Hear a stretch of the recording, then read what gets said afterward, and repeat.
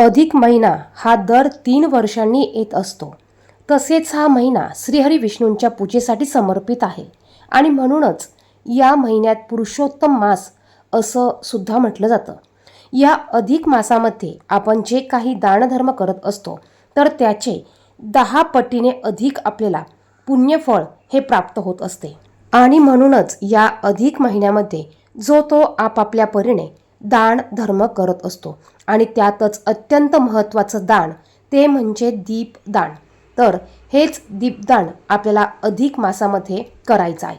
आता हे दीपदान कसं करायचं, कुठे करायचं, किती करायचं आणि पुरुषोत्तमाला दीपदान कसं करायचं याविषयीची आपण थोडक्यात माहिती बघणार आहोत. तेव्हा व्हिडिओ कुठेही स्किप करू नका, संपूर्ण बघा. कमेंट बॉक्समध्ये ओम नमो भगवते वासुदेवाय नमः नक्की लिहा. त्याचप्रमाणे दीपदानाचं महत्त्व काय असणार आहे याची देखील माहिती आपण थोडक्यात पाहणार आहोत. नमस्कार, श्री स्वामी समर्थ सर्वांना. तुमच्या सर्वांचं आपल्या ह्या परिपूर्ण मराठी ब्लॉग चॅनलमध्ये खूप खूप हार्दिक स्वागत आहे. 2026मध्ये अधिक मास हा 17 मे रविवार या दिवशी चालू होत आहे आणि 15 जून या दिवशी अधिक मास संपत आहे. अधिक मास हा दर 3 वर्षांनी एकदा येत असतो. अधिक मासाला धोंड्याचा महिना म्हणून देखील ओळखलं जातं. या महिन्यात आपण जेवढेही चांगले कर्म करू, चांगले कार्य करू, जेवढेही दान धर्म करू याचे आपल्याला 1000 पटीने अधिक फळ प्राप्त होत असते. आणि त्यातल्या त्यात दीपदानाला अतिशय म्हणजे अतिशय महत्त्व आहे. दीपदान हे कोणीही करू शकतं. स्त्री, पुरुष, आजी, आजोबा, मुलं, मुली कोणीही दीपदान करू शकतं. दीपदाना इतकं दान कुठलंच नाही. बघा, इतकं महत्त्व ह्या दीपदानाला आहे आणि म्हणूनच हे दीपदान आपण कुठे कुठे आणि कसं करायचं याविषयीची माहिती पाहणार आहोत आणि म्हणूनच व्हिडिओ कुठेही स्किप करू नका. दीपदान बघा, दीपदान हे अज्ञानाचा अंधकार दूर करून ज्ञानाचा प्रकाश पसरवण्याचे प्रतीक मानले जाते. अधिक मासामध्ये दीपदान केल्याने आपल्या जीवनामध्ये सुख, समृद्धी आणि आध्यात्मिक ज्ञान हे आपल्याला प्राप्त होत असतं. पुरुषोत्तम मासामध्ये दीपदान केल्याने सर्व प्रकारच्या दोषांपासून आपल्याला मुक्ती मिळते आणि अक्षय पुण्याची प्राप्ती होत असते. त्याचप्रमाणे या अधिक मासामध्ये संध्याकाळी तुळशी समोर किंवा विष्णू मंदिरामध्ये दीपदान केल्याने भगवान श्रीहरी विष्णू हे प्रसन्न होतात आणि आपल्या कुटुंबामध्ये त्यांच्या आशीर्वादाने सुख शांतीही प्राप्त होते. कारण तुळस ही माता लक्ष्मीचं स्वरूप मानलं जातं आणि तुळस ही विष्णुप्रिया असल्यामुळे या अधिक मासामध्ये दररोज आपण तुळशीसमोर संध्याकाळी दिवा लावून दीपदान करू शकतो. याने भगवान श्रीहरी विष्णू हे आपल्यावर प्रसन्न होतात. आता थोडक्यात सांगायचं झालं तर दीपदान म्हणजे काय? बघा, धार्मिक शास्त्रानुसार देवांच्या ठिकाणी दीपदान करणं किंवा दिवा ठेवणं याला दीपदान करणं असं म्हणतात. ज्यावेळेस आपण मंदिरात जाऊन दिवा लावतो आणि हा दिवा तिथेच ठेवून आपल्याला घरी यायचा असतो, यालाच दीपदान करणं असं म्हणतात. आता तुम्ही दीपदान एखाद्या मंदिरात करू शकतात, एखाद्या नदीच्या काठावर जाऊन करू शकतात, पाण्यामध्ये तुम्ही दीपदान करू शकतात, आपल्या देवघरासमोर एक दिवा लावून तिथे तुम्ही दीपदान करू शकतात, रोज तुळशीसमोर दिवा लावून दीपदान करू शकतात. त्याचप्रमाणे तुमच्या घराच्या आजूबाजूला जितकी देवांची मंदिरं असतील, महादेवांचं मंदिर असेल, तिथे जाऊन देखील तुम्ही दीपदान करू शकतात. आपण 33 या संख्येने या अधिक मासामध्ये दीपदान करू शकतात. मग तुम्ही एकाच वेळेस 33 ठिकाणी जाऊन 33 दिवे लावू शकतात किंवा रोज एक एक दिवा एकेका ठिकाणी जाऊन तुम्ही लावू शकतात. असं 33 या संख्येने आपण दीपदान करू शकतात. अधिक मासात 33 या संख्येला अधिक महत्त्व आहे. हिंदू धर्मामध्ये कुठलेही धार्मिक कार्य असो किंवा सांस्कृतिक कार्यक्रम असो, कोणत्याही शुभ कार्याची सुरुवात आपण पहिल्यांदा दिवा प्रज्वलित करून करत असतो.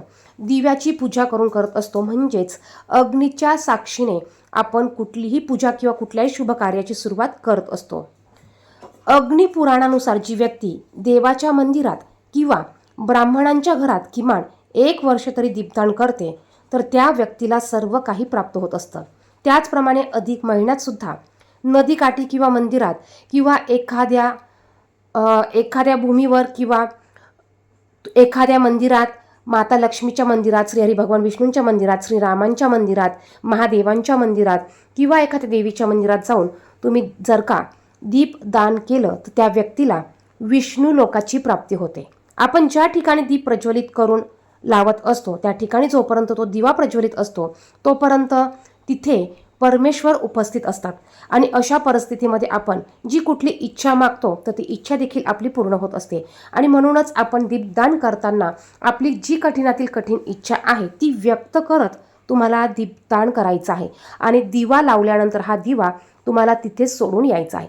दीपदान करताना तुम्ही दिवा म्हणजेच मातीची पंती घेऊ शकतात, ज्याला शक्य असेल त्याने स्टीलची निरंजन घ्या, कोणी तांब्याची घेतं, कोणी चांदीची घेतं. आपण आपल्या यथाशक्तीने दिवा घेऊन दीपदान करायचं आहे. मग दिव्यामध्ये तुम्ही तेल घालू शकतात, तूप घालू शकतात. तुमच्या यथाशक्तीने तुम्ही तेलाचा किंवा तुपाचा वापर करून तुम्ही हे दीपदान करायचं आहे. आता ज्यांना संपूर्ण महिनाभर हे दीपदान करणं शक्य नसेल तर तुम्हाला जितक्या दिवस जमेल तितक्या दिवस तुम्ही हे दीपदान करू शकतात.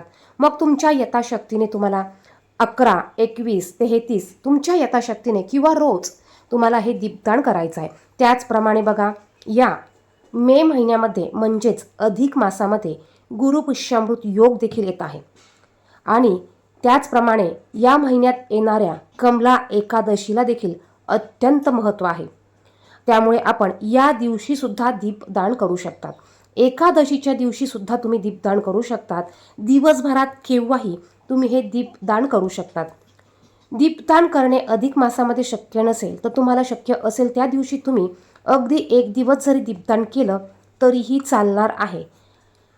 1 दिवस का होईना अधिक मासामध्ये दीपदान हे तुम्ही अवश्य करायचं आहे. यामुळे आपल्याला अनंत पुण्याची प्राप्ती ही होत असते. दीपदान तुम्हाला सांगितल्या पद्धतीने स्त्री, पुरुष, आजी, आजोबा ज्याला शक्य आहे त्यांनी हे दीपदान करायचं आहे. दीपदान करताना तुम्ही ज्याही मंदिरात जाताल, जिथेही दिवा प्रज्वलित करताल त्या दिव्याला हळदी, कुंकू, अक्षदा, फूल अर्पण करून नमस्कार करायचा आहे. जी काही तुमची कठीणातील कठीण इच्छा असेल ती व्यक्त करायची आहे. तुम्हाला जर का संपूर्ण अधिक मासात संपूर्ण महिना दीपदान करायचा असेल तर तुम्ही संकल्प सोडून देखील दीपदान करू शकतात. संकल्प मात्र तुम्हाला फक्त पहिल्या दिवशीच सोडायचा आहे. आता हे दीपदान तुम्ही जर का स्वामींच्या केंद्रात जात असाल, मठात जात असाल तर तिथे देखील करू शकतात. तुमच्या घराजवळ एखाद्या देवीचं किंवा देवाचं मंदिर असेल तिथेही जाऊन तुम्ही दीपदान करू शकतात. घराजवळ एखादी नदी असेल, पाणी असेल तर तुम्ही त्या पाण्यात, वाहत्या पाण्यात तुम्ही दिवा प्रज्वलित करून सोडून तिथेही तुम्ही दीपदान करू शकतात. म्हणजे बघा, आपण आपल्या इच्छेनुसार आपल्याला शक्य होईल तसं हे दीपदान करण्याचा प्रयत्न करायचा आहे. कारण या महिन्यात केलेली पूजा, दीपदान आणि दान याचं आपल्याला अधिकाधिक पुण्य प्राप्त होत असतं. आपण अगदी मनोभावे रोज 1 दिवा प्रज्वलित करायचा आहे. आणि अधिक मास संपल्यानंतर ज्या दिवशी अधिक मास संपेल त्या दिवशी तुम्ही संपूर्ण अधिक महिनाभर आपण जो दिवा प्रज्वलित केलेला आहे तर तो दिवा आपण ब्राह्मणाला देखील दान करू शकतात. जर का तुम्ही स्टीलचा, चांदीचा, तांब्याचा दिवा तुळशीसमोर लावत असाल, देवघरासमोर लावत असाल तर हा दिवा तुम्ही एखाद्या गुरुजींना तुम्ही दान स्वरूपात देखील देऊ शकतात. आता पुरुषोत्तमाला दीपदान कसे करावे बघा, तुम्ही तुळशीसमोर जरी दिवा लावला तरी तो भगवान श्रीहरी विष्णू यांच्यापर्यंत पोहोचणार आहे.